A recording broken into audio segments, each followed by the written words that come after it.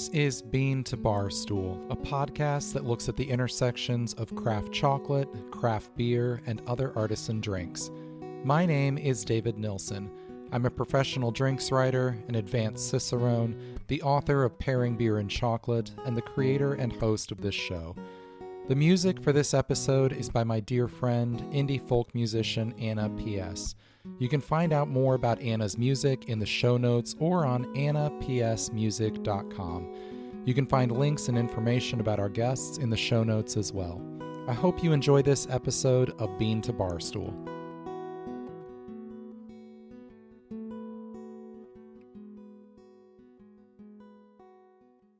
Hello, everyone. Welcome to the 100th full-length episode of Bean to Barstool.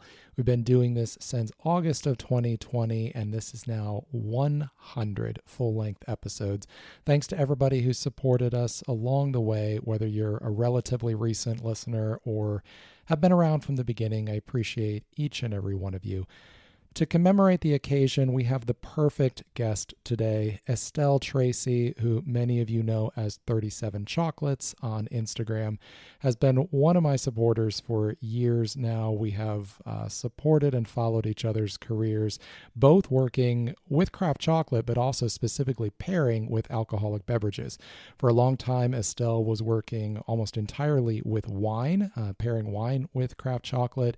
She has also started pairing with craft beer. We had a previous episode 2 years ago, I believe episode 58, but I'd have to go back and check. But you can find that on the website, where we talk all about pairing chocolate with wine and beer. Got her back on the show today to talk more about pairing, specifically themed around a package of chocolates that she has curated and has available on her site that are all kind of unusual and bars that are sort of tricky to figure out pairings for. So we just kind of geek out on flavors and talking about what we would pair with each of these bars.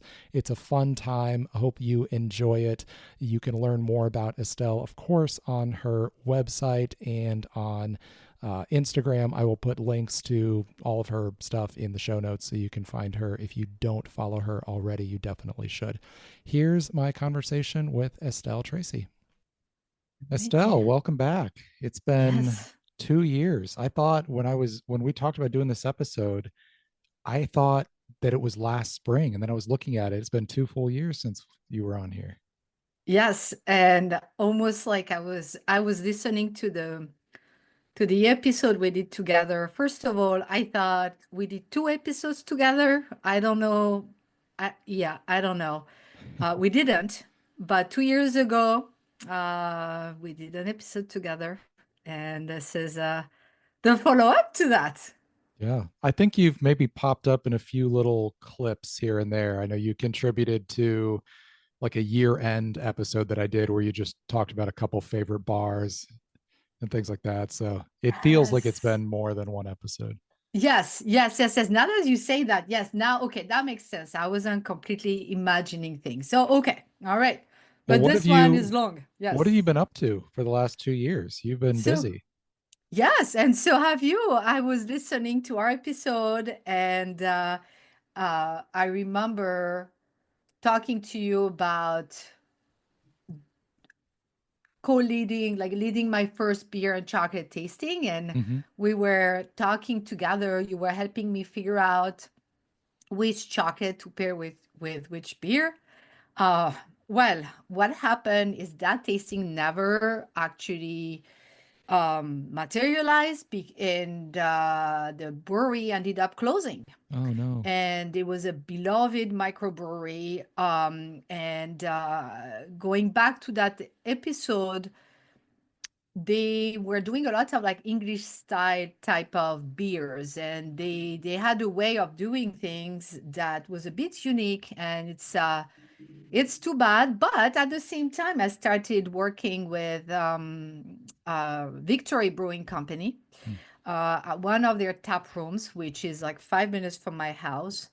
And that I started doing almost exactly a year ago. So a year after we recorded the episode, finally the stars aligned, And by then you had launched an official pairing guide, a beer and chocolate Yeah. pairing guide. And I have to be honest, I don't know. I really legit would not have known how, how to get started without it. And beer and chocolate has been so much fun. And now I get why you're doing that.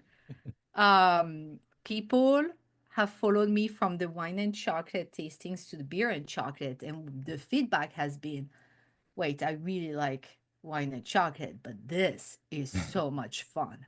Yeah. And yeah, I discovered, yeah, first of all, I can't say enough things with about the staff at the tap room. I love working with Victory. I love their beers.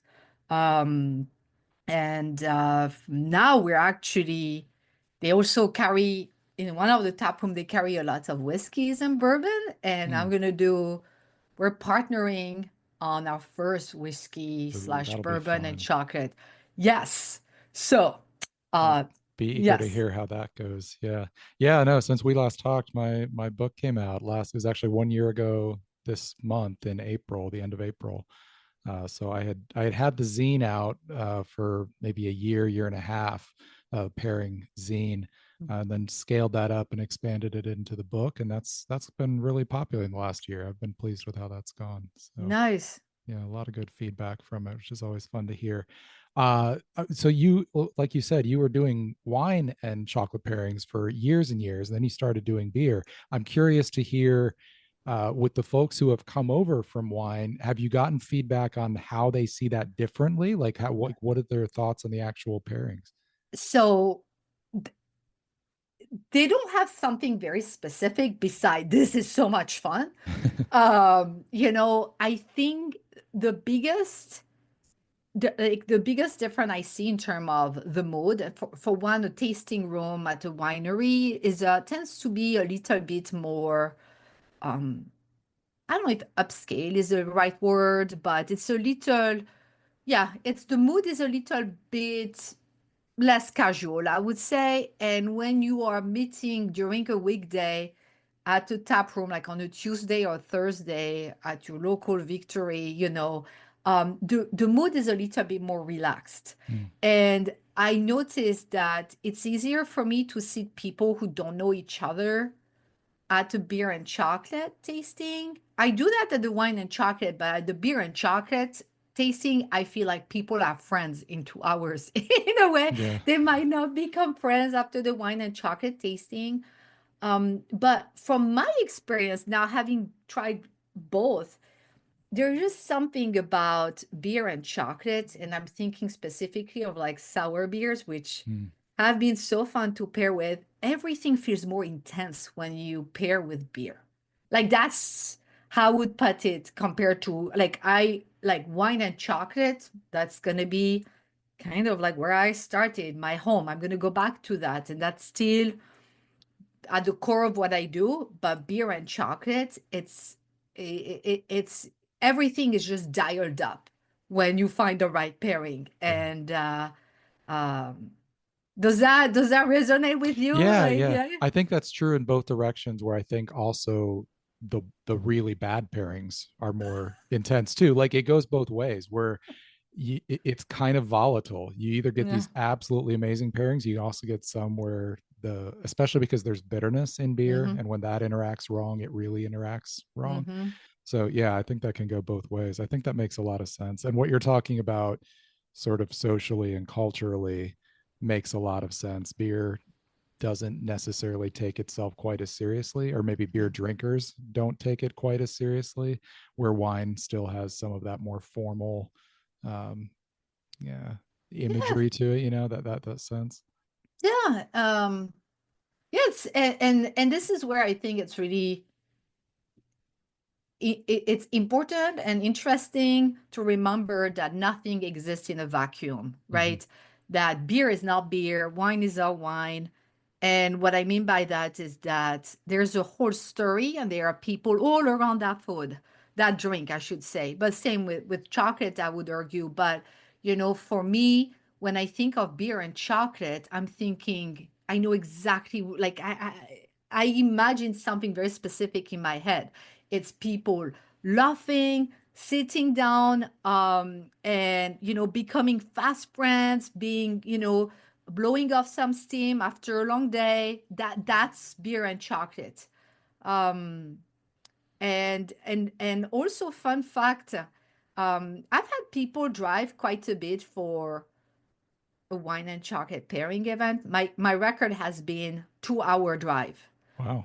by and it was a husband and wife couple, and the husband is actually sober, and he has no interest in he had no interest in tasting anything, even Hmm. the chocolate, weirdly enough. And he just plans this for his wife. Okay. But beer and chocolate, I've had people drive 1.5 hour to one of the tap rooms because they are really people, in my experience, that really are seeking very unique experiences and are willing to build a small adventure around that event. Hmm. So that's, to me, that's super exciting. Um, One mhm, thing I think would be really fun, and I don't know where or how we would make this happen, but doing a pairing event where we paired each chocolate with both a wine and a beer, not in a not in a competitive way, because I've seen pairings done like that where it's like, well, everybody vote on which one. I don't that doesn't interest me at mhm, all. I mhm, want to show more how two different drinks can just bring out different flavors. I had the chance back in the fall to do an event with a friend of mine who owns a wine bar, mhm, and we did it was all around mixed fermentation. So we did two mixed fermentation beers and two mixed fermentation wines, and just kind of showed how they had more in common really than they had in difference, and how the fermentation is very similar on both. And it was really interesting. And I think the people who were there were very invested mhm. in sort of the kind of the nerdy, like, deep dive side of it. And I think it would be really fun to do a pairing like that where you were doing more than just one beverage. I agree. I Yeah. agree. And what I'm thinking about also now is, the world really moves very fast. And actually, what I started doing again after over a year hiatus has been tea and chocolate tasting. Mm. And David, uh, this is by far now my most popular offering. We are Wow. partnering with a cafe. And for people listening, and I don't know how you started, David, but you just don't know how something is going to work or not work. You just have to try it. And when we started partnering, so this is a newer coffee shop in Wilmington, Delaware, and the name is Scout Cafe. When they opened, we partnered twice, tea and chocolate, 5 to 6 people. And we tried. Look, we promoted well in advance, and it just was not filling up. And we just, let it simmer. We stopped for a year. And then Nick, the owner, sent me an Instagram DM, said, hey, how about we do this again? And we're recording this in the spring 2025. We started in January. And oh my gosh, I have never had wait list that Mm. long. Wow. And right now I have tickets like live, like I have a few events live. I have whiskey, I have beer, I have wine, I have tea. And I will tell you, everything with alcohol is kind of slow right now. And the tickets for tea and chocolate are just selling like hotcakes. That's great. And it is. And you know what's cool is that I'm seeing like the crowds are so different. Mm. I have much younger people, because I think, the price point is also lower for tea and chocolate tasting than it is for a restaurant meal, Hmm. especially post pandemic. It is something with no alcohol. And so what that means is that I have, University of Delaware is not too far, and it's a big university, and I have students coming as groups, and our capacity is very limited. It's a very small place, 26 people, And honestly, like there are literally no more chairs. And we both, Nick and I, are just like, whoa, whoa, whoa, what just happened in a year? Like, so if you try that, David, this is so much fun. You logistically, you need somebody to, prepare the brews, Yeah, and yeah. it can't be that big, but it is a really good time. Um, That sounds great. yeah, yeah, That's yeah, really neat. Cool. yeah.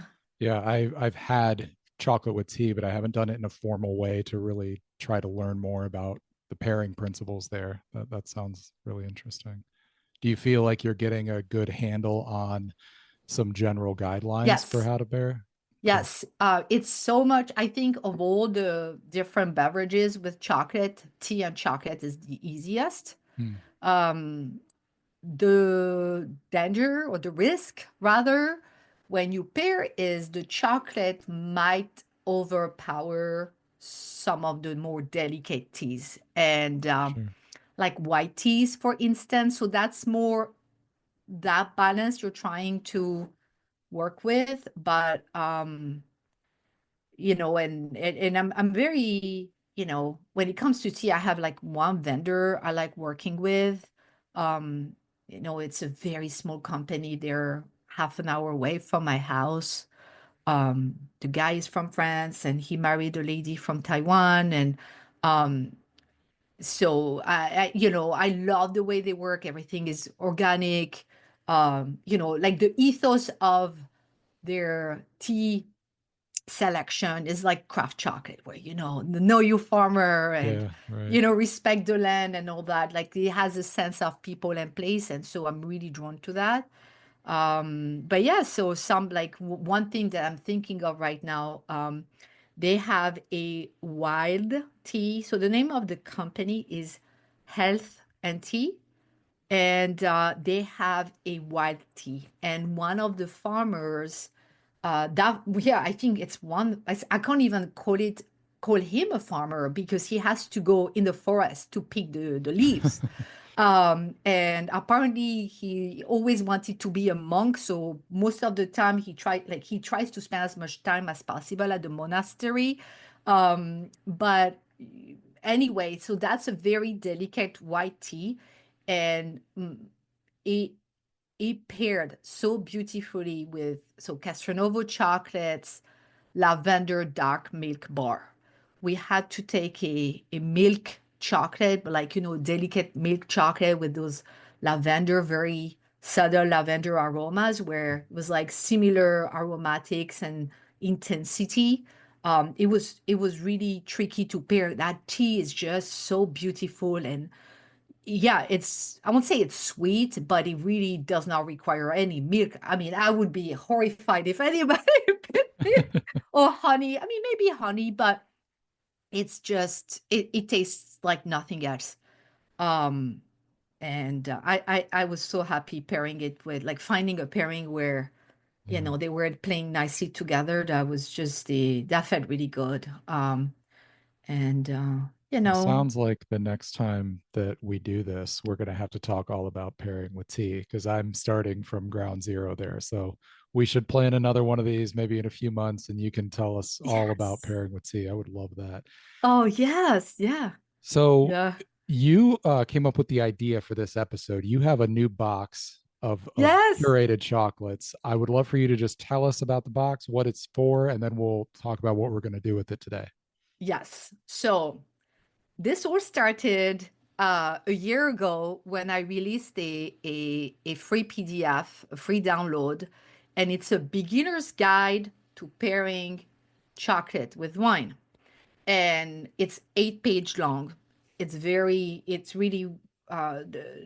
the the reason I wanted to put this out there is I realized that the advice, or like the recommendation or the suggestion for anyone trying to pair wine and chocolate was experiment, um, which is like, it's a good advice in a vacuum, but we all have time restrictions, financial restrictions, and it's daunting to start.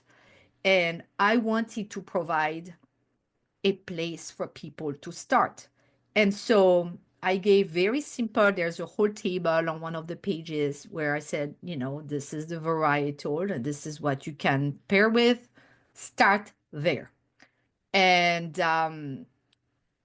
when I was writing the PDF, I thought to myself, would that be nice for somebody to download the PDF and then get the chocolate bundle I talk about? So I created a a chocolate bundle guide for wine pairing, which Mhm. is designed to work with that PDF.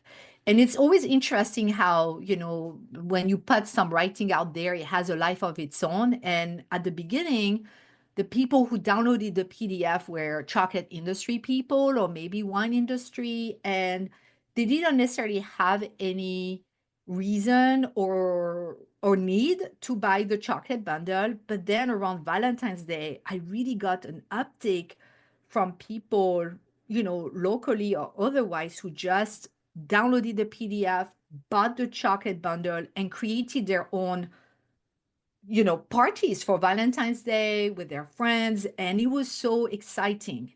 One of these people, I don't even know how she found me. It's somebody in North Dakota who, a wine instructor, bought two of my bundles, was very happy with how things panned out. And she sent me an email and said, would you like to curate another selection for another one of my events?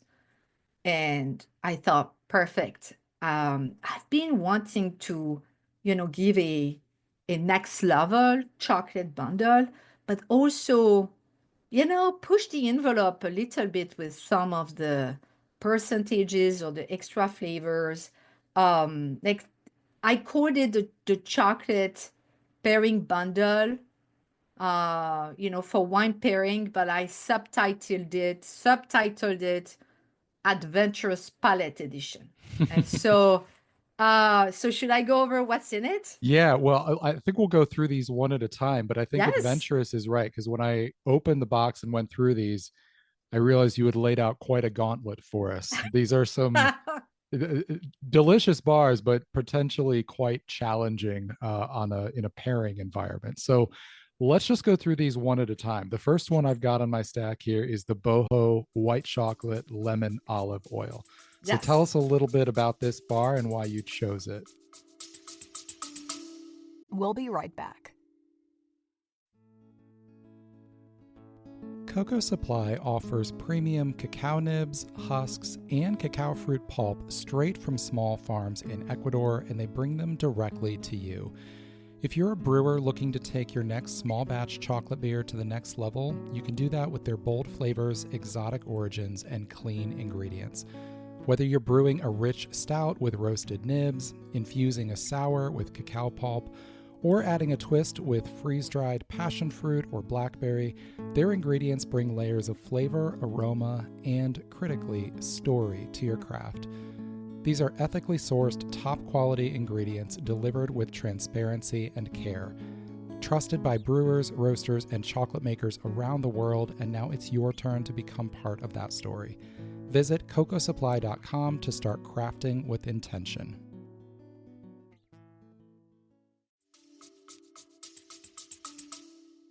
So, um, one of the chocolate bars that I like working with is Castronovo Mm, chocolates, white chocolate with lemon and lemon sea salt. it's an amazing Um, bar. exactly, exactly. It's amazing. It's wonderful. It's so smooth and creamy, and that's what I like to pair with um, sparkling wine in general. And that bar is part of the original bundle.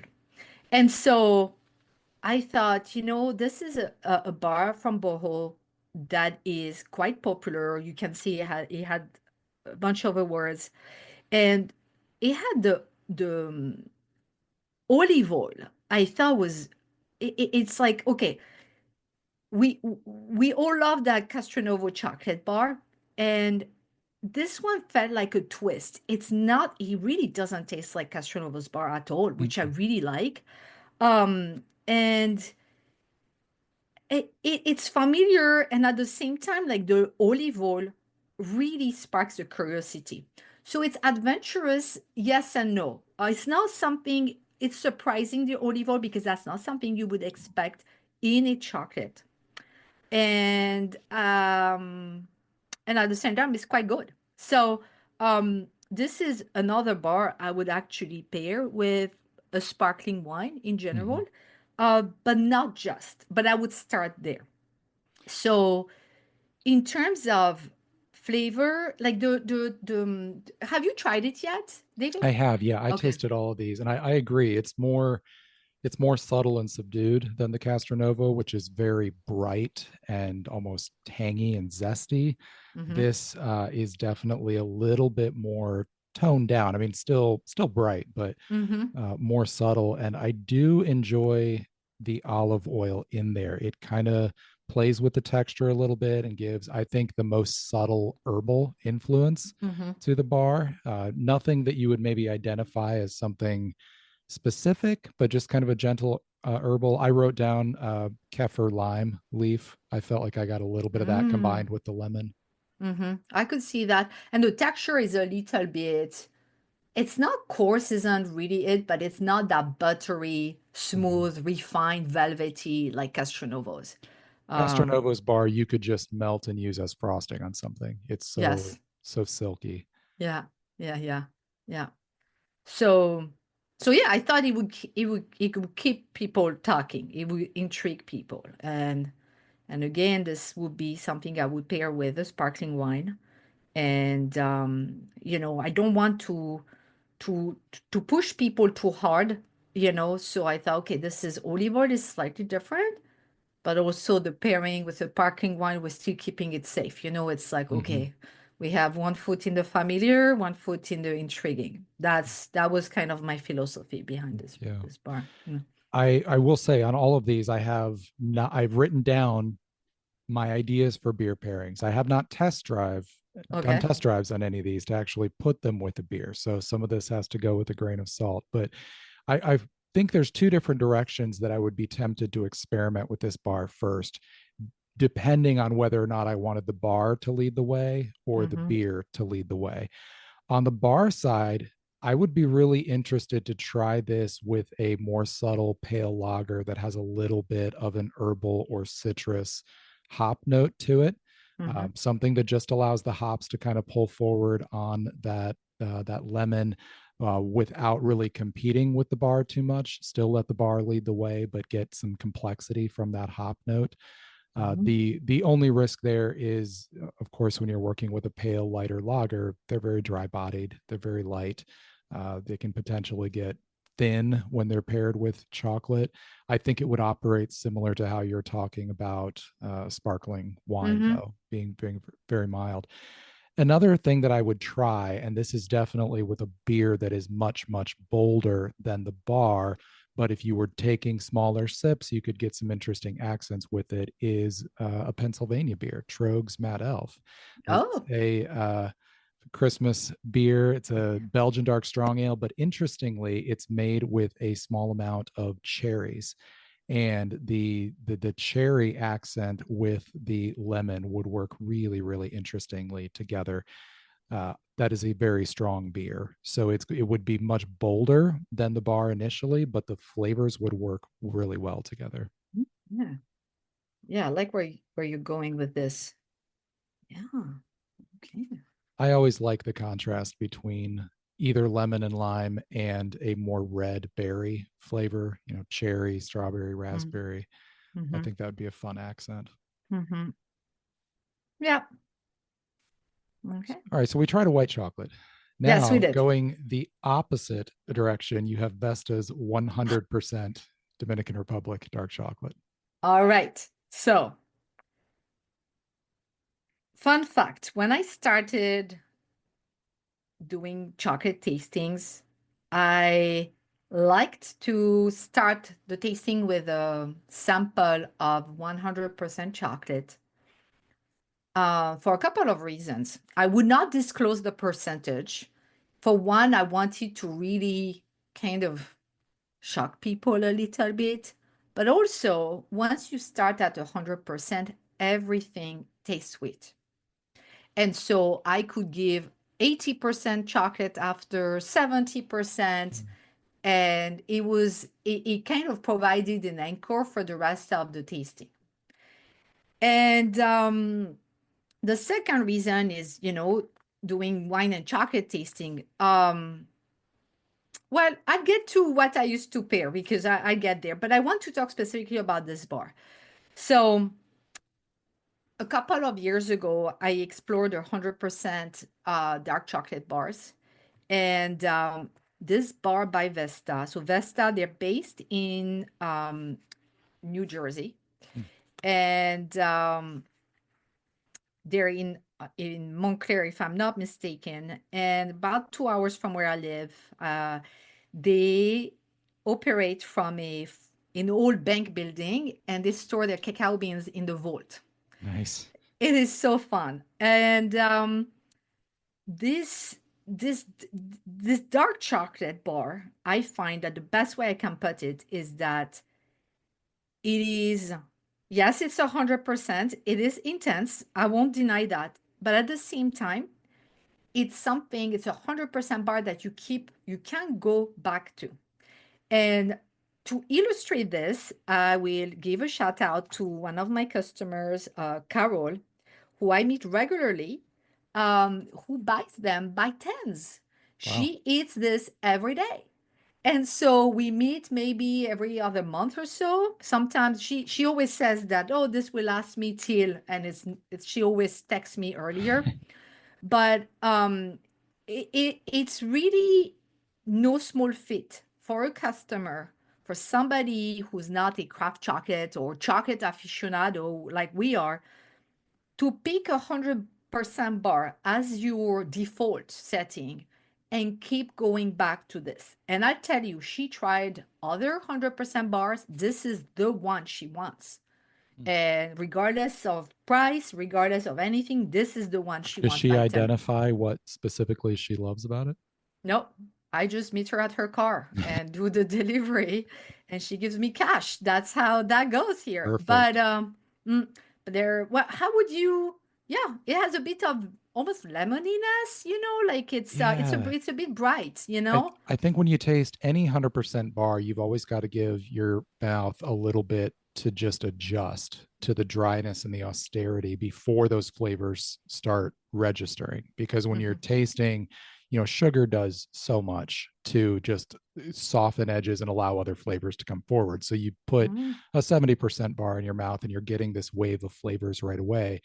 100%, there's always just that like boom, like intense flavor right up front. And you kind of got to let that, you got to let your palate adjust, and then you start getting those other notes. And I got, a little bit of citrus pith. There is a roundness to the acidity that emerges. You get a little bit of like an espresso like intensity, even a touch of blueberry. I thought when you're working with flavors in a bar that's, a high percentage bar that's more intense, I think they become much more personal. Each person is probably likely to label them a little differently, where we might agree a little bit more at a lower percentage. So everybody's notes might be a little different here, but yeah, I thought there was some interesting complexity to this for sure. And what I would pair with 100% bar, going back to when I started, I would pair this with either a Cabernet Franc or, if it's available to me, Cabernet Sauvignon. So why I go back to Cabernet Franc so much is here in Pennsylvania, okay, this is one of the most underrated wine regions around, and it is a nice place for Cabernet Franc to thrive. So our local wineries will have that, which is why it's kind of my default big red, if that makes sense.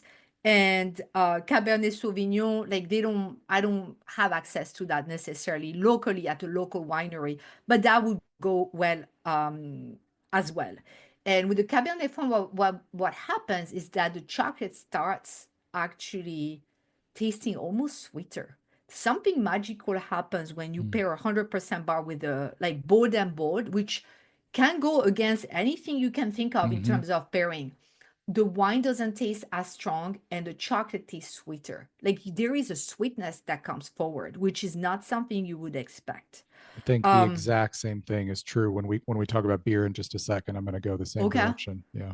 And the second idea would be a dessert wine for this, like a port, like that. The port is always like the default situation, the default wine for this, for like a very, 85 and above or chocolate in general. Yeah, port is simple. You could open a bottle and that can pair with pretty much any chocolate and, everybody's happy.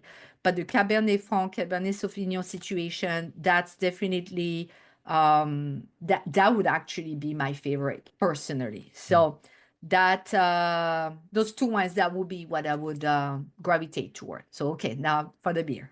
Yeah. So whenever you're working with a bar of a high percentage like this, there's really no good way to contrast the intensity of that flavor. You really have to kind of do a like for like and just kind of meet it at that same boldness. So I'm going towards stronger stouts here, but you can do that in two different ways. And I think comparing it to the wine you're talking about, you could go the more port direction by doing a sweeter version of an imperial stout, a sweet, whether it's an imperial milk stout or even a imperial pastry stout, something that has cacao or other Mm-hmm. dessert like ingredients in it. You're going to be using a lot of that sweetness just kind of as a pillow to cushion the bar. Another interesting direction you can go, and you're going to have a little bit more mixed mileage with this, but looking at a stronger stout or other style that has a little bit of earthy complexity to it, something like a Belgian stout that has some more fermentation complexity to it. Even something like an oyster stout could be interesting with a little bit of that earthy brine. One thing that I would be really curious to try, and I've had success with this in the past, is a beer that has a lot of sweeter, intense smoke character. So, classic German Rausch beer is usually only about 5 or 6% and wouldn't probably hold up to this well. But there are breweries that experiment with stronger styles with smoked malt. And something that has a pretty bold smoke character, especially if it comes across sweeter rather than a more acrid smoke, would be really, really interesting with this. Nice. We'll be right back.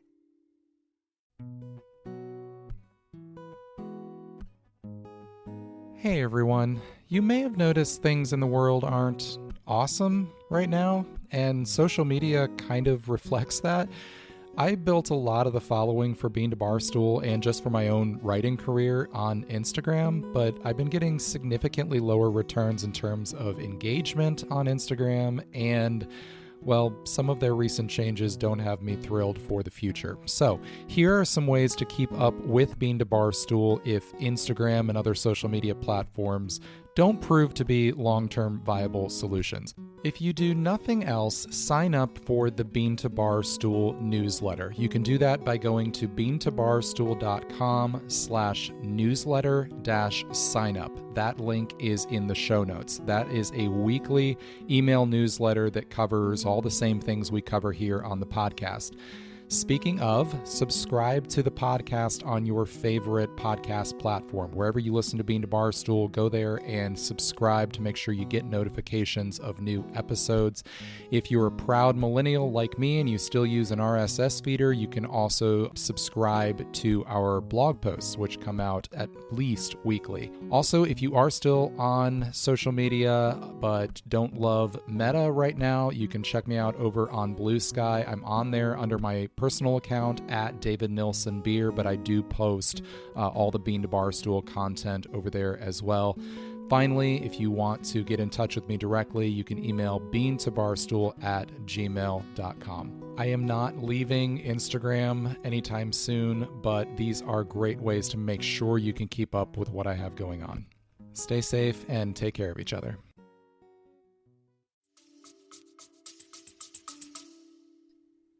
I like your idea of the sweeter imperial stout.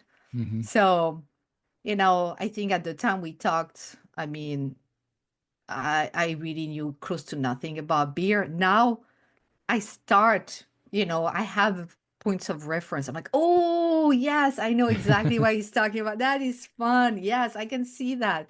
So that's been really exciting. Yeah. Cool. Yeah, Yeah. I'm looking forward to actually trying these, and I'll get back to you on how they turn out when I actually pair them. Yeah. Yeah. The next one I've got here is the Hogarth Monsoon, Yes. which is a 66% dark bar with ginger, chili, lime, and lemongrass. Tell us about that one.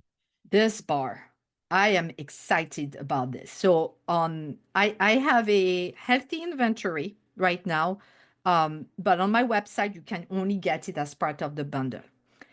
I think, yes, the first time I introduced this to tasters was last year. It was a mini version to, I had a Valentine's Day tasting in 2024.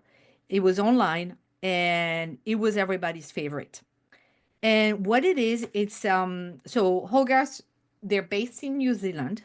They, as of now, they only work with cacao from Hacienda Victoria in Ecuador. Hmm. And this bar, it's a 66% dark chocolate. And I'm a big fan of Hogarth because I feel like they have fun making chocolate and it shows. Mhm. And also they just, you know, they made the bar like dark chocolate with chili with spice is nothing new. And as far as I've been aware, I have never seen, you know, a Southeast Asian inspired dark chocolate like that. Usually, if there's chili, rather, what I'm trying to say is that when you see chili, it's going to go the Mexico route or like, Mhm. the Mayan inspired, like it's going to go toward that heritage. Mhm. And here, when you taste the chocolate, so it's that 66%, it's like meets people where they are, everybody likes it. And so you taste the chili first, and you expect that, that I would say traditional chocolate profile, like again, Mayan inspired. And instead, you have the ginger and then the lemongrass that brings it some brightness. You're like, hold on a second. That is not where I thought you were going. Mhm. And I find that what this bar, like this bar is just amazing because it is both like, this combination of ginger, chili, lime, lemongrass, it is nothing new. It is very Southeast Asian. And they managed to take this flavor and make it taste new to the taster, Mhm. And it's just the perfect balance of the spice, the cacao percentage, and consistently surprises people. I love this bar, and I've been wanting to pair it for so long because if we're ready for pairings, Yes, I please. have, okay, so this is where it's very interesting. And David, you tell me if you've heard anything like that. So the go-to wine for this flavor, the Southeast, Asian flavor, tends to be a Riesling. The Mm. reason being that Riesling really helps tame some of the spices, like the chilliness, the heat. It helps tame Mhm. that. And so, and it works. If you ever, like a spicy food, Riesling, it works. It's a no-brainer. Mm. And I remember a few years ago, I read an article in Food and Wine magazine, and it was there was an article that really caught my attention, and it was a chef. I forget where he was from, Southeast Asia, and she is from US. And together they had this passion for natural wine, and they opened an eatery somewhere in California. And all of this to say that, the idea of pairing Riesling with, like this flavor profile is to actually tame the intensity. And they decided that why do you want to tame that? You want to taste more. And so they actually decided like the way they paired their spicy food was actually with a bottle that made everything kind of spicier. Mhm. And I was inspired, like that article really stuck with me because also, I know you talk about some of the, cultural, um I don't know if biases are really the the right word, but it's really, we all come into something pairing from our own experience, Hmm. our own Hmm. culture, and this showed a different point of view. And Yeah, sometimes we just repeat what everybody else is saying, sure. and at no point do we test it, And I thought, wow, that's such an interesting point of view, right? And so I have paired this monsoon with a dry red wine. I can't remember what it was, but I will tell you, those spices were dialed up. And I thought, wow, this is really interesting. Like this can really go both ways depending on what you want to convey as an emotion, right? So but it is a fun bar, and you can do the Riesling route, which is, tried and true, or you can dial it up with a stronger red. I love that. Yeah, Yeah. I like going against the conventional wisdom and being willing to experiment there.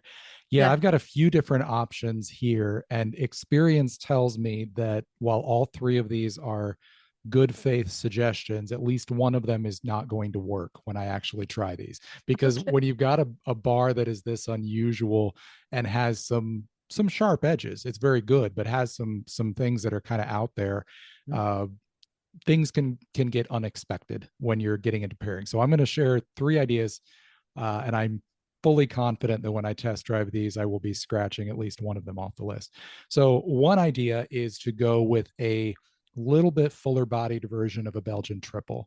I Mm. love Belgian triples with Southeast Asian cuisine. They're light bodied enough not to override some of the more delicate flavors, but have the fermentation complexity to be able to play with those spices in a really interesting way. And I think that would work well. One thing that I think would be a lot of fun and would not be something most people were expecting in a pairing is a milkshake IPA. Milkshake IPAs are a bit misnamed. They're not actually milkshakes.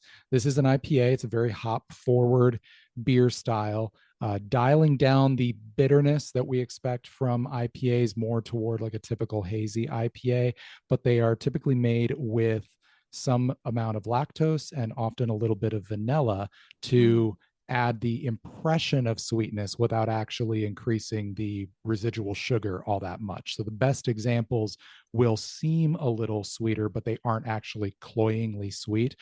I love in pairings contrasting spicy with sweet. I think those can be really, really fun together. So I Mm-hmm. often will combine chocolates that have chili with them with a style that has a sweeter flavor to play against them. And I think a milkshake IPA, you bring in the tropical fruit notes from those hops against the chili and the ginger and lime. I think that would be a lot of fun. The last suggestion, and I think this goes along a little bit with what you were just talking about of playing off of that heat more and actually being willing to dial it up, would be something like an American IPA. IPA, or I'm sorry, American Pale Ale, not IPA, American Mm-hmm. Pale Ale. American Pale Ale has a pretty good balance between a little bit of malt sweetness and that more citrusy or tropical hop character. It's not quite as skewed toward hops as IPAs are, but they are great pairings with something like Mexican food, where they will Mm. amplify a little bit of that spiciness, but have a little bit of malt sweetness to be able to tame it at the same time. And I think that would be an interesting thing to try with this bar. I'm going to try those, and I fully Okay. expect one of those to fail disastrously. So I'll let you know which one it is. But those are my three suggestions that I would be excited to try with this. I'm really intrigued by the milkshake IPA, and it's kind of like the same idea of the Riesling with this, Mm-hmm. because Yeah, some Rieslings can be sweet. yeah, yeah. Yeah.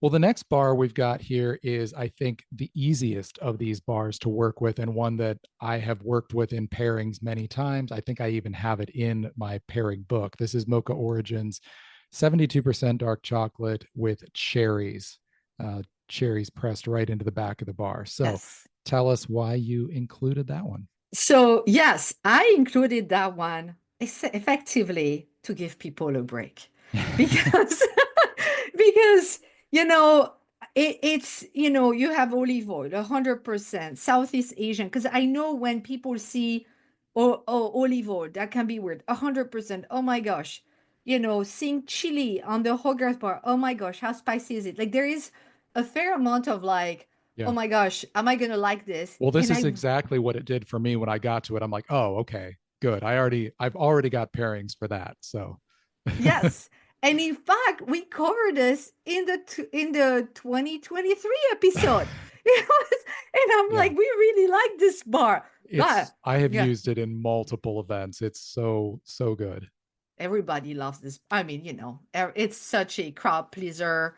Um, so that's a 72% Tanzania, with the cherries on the back.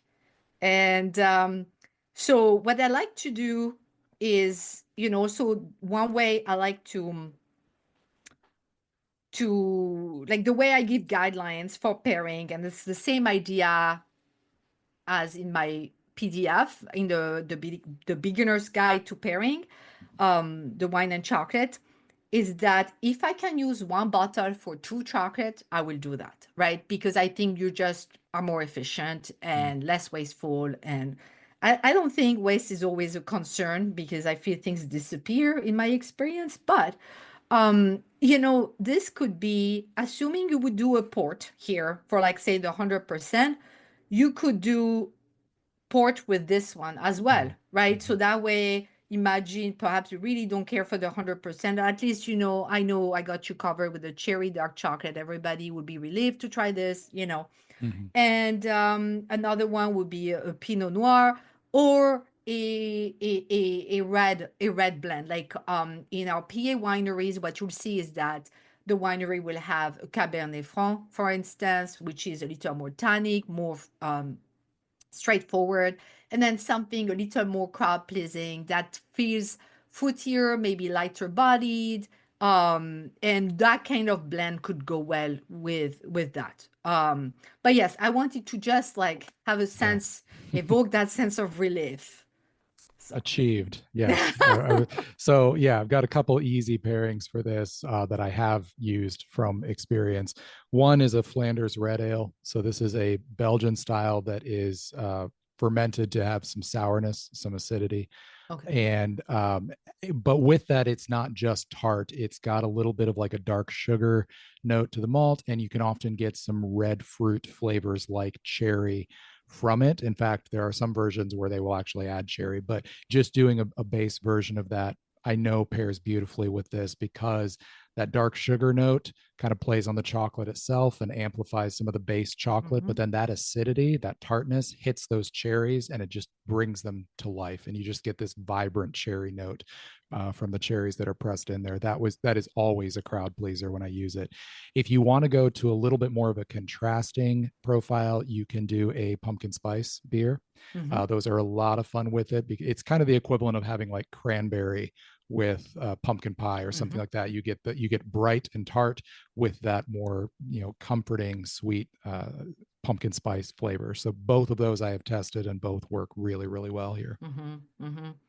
And yeah, I was curious that one thing I was going to ask you actually is that have you tried pairing this with sours? Because that Mm-hmm. felt like that could be so fun too. And Yeah, yeah. that Flanders red is a sour Oh, that is works. it? Yeah, Okay, it is a okay, okay, sour. Yeah, okay, yeah, okay. Oh, I yeah, could see that. Yeah. yeah. It's no that is a great pairing. We're saving what I think is probably the most challenging bar for last for Okay. pairing. This is the Kesho lamb skewer, 60% goat milk with cumin and chili peppers. So tell us about the Yes. bar, and then we'll get into pairing. Have you had anything by Keisho before this?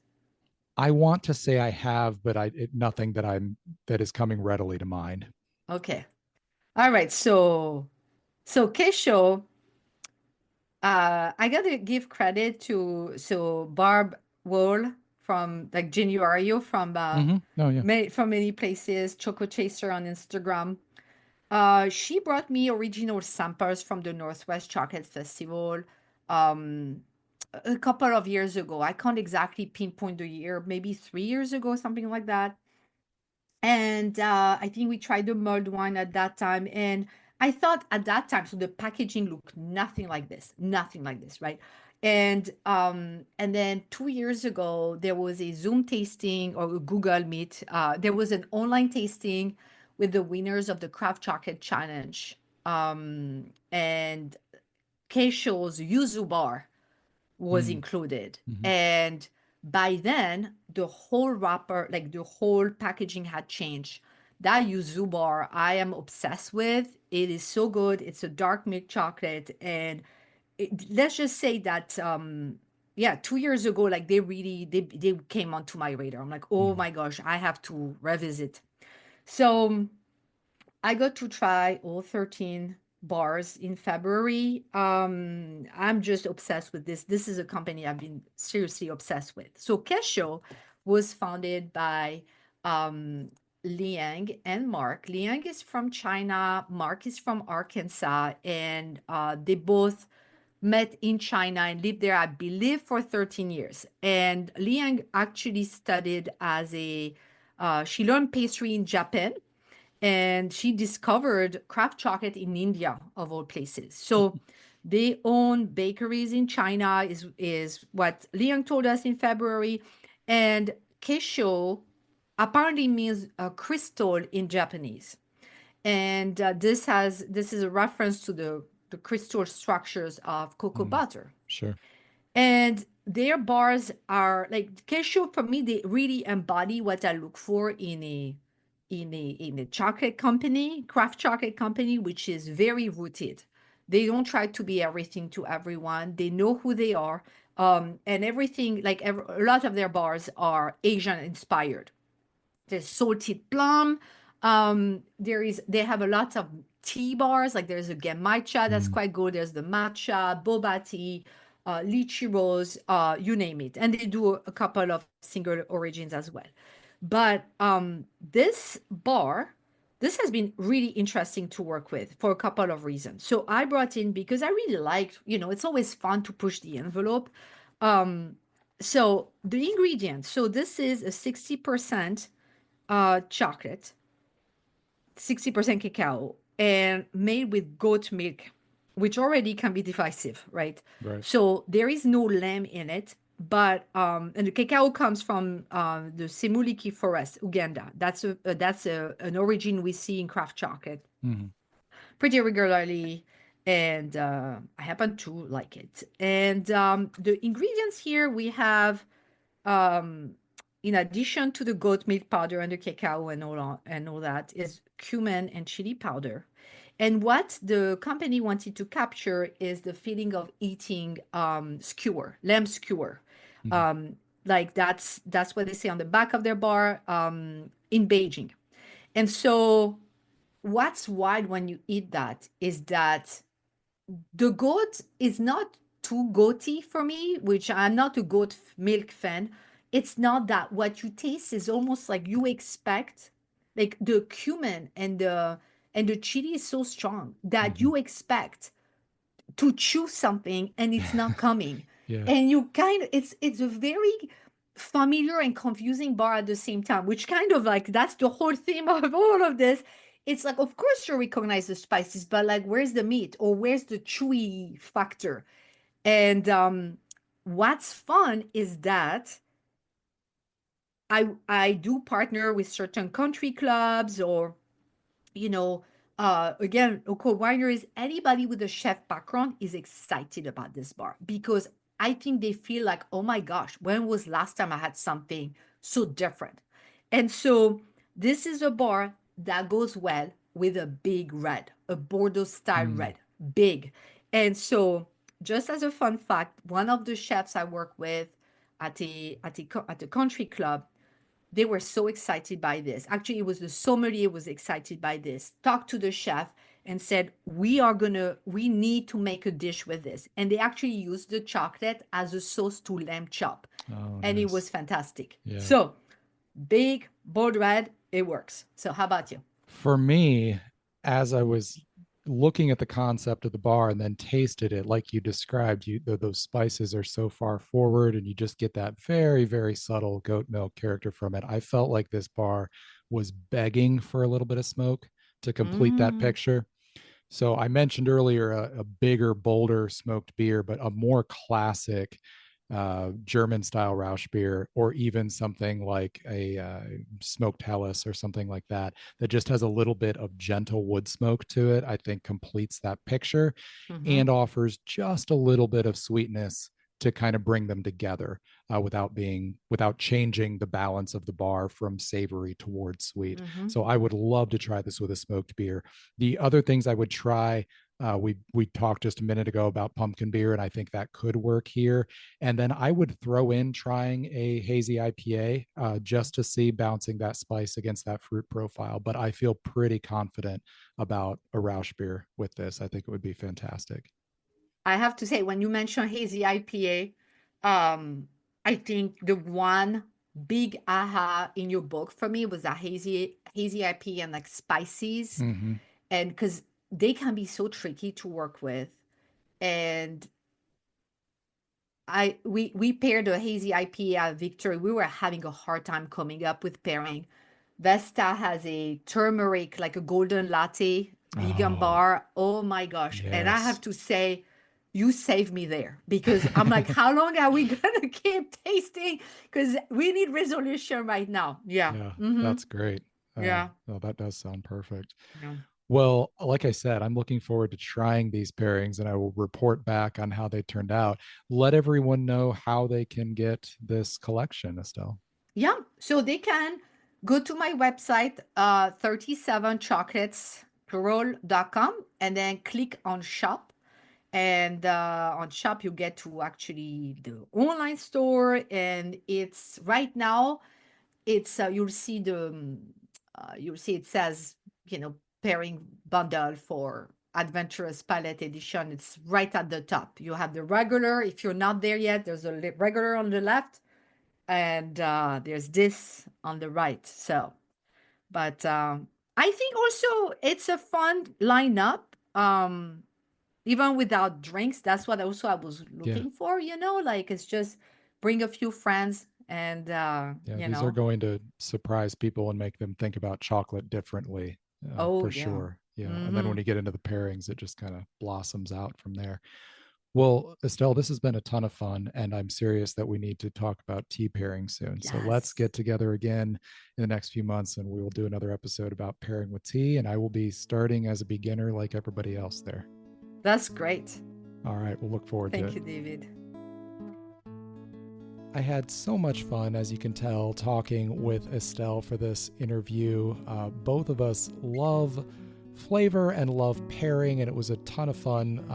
I love these bars that she picked out. They're so unusual, and getting to just sort of geek out on pairing them together and talk all about it was so much fun. It's the perfect way to spend the 100th full-length episode of Bean to Barstool.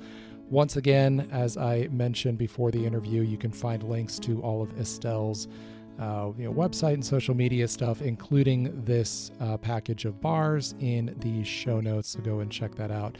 Thanks to Estelle for coming on the show today, and to all of you for listening. I hope you enjoyed this episode of Bean to Barstool.